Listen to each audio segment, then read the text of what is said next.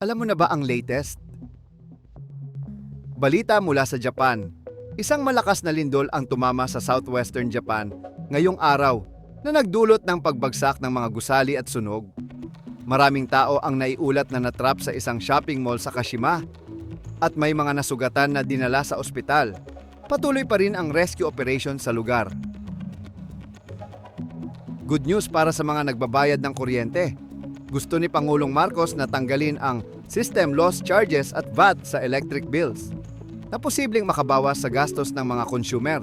Pero sabi ng Meralco, kailangan pa rin ng masusing pag-aaral para sa epekto nito sa mga power distribution utilities. May bagong investigasyon mula sa NBI tungkol sa paggamit ng substandard steel sa flood control projects ng gobyerno. Natuklasan nila na posibleng galing ito sa isang planta sa Pampanga na gumagawa ng delikadong materyales. Mahalaga ito para masiguro na ligtas ang mga proyekto sa baha at hindi makompromiso ang kaligtasan ng publiko. Update sa kaso ni Jinggoy Estrada. Hindi pinayagan ng Sandigan Bayan yung request niya para makapagpiyansa sa plunder case. Ayon sa korte, premature daw yung motion at wala pang sapat na legal na basehan. Kaya, mananatili muna siya sa kulungan habang hindi pa natutugunan ang tamang proseso para sa bail petition.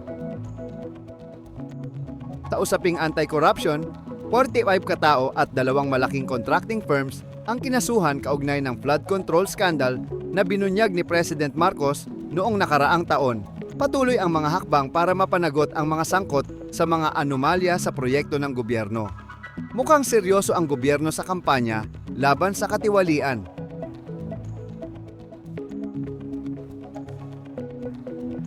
Pwede ka na makichismis responsibly.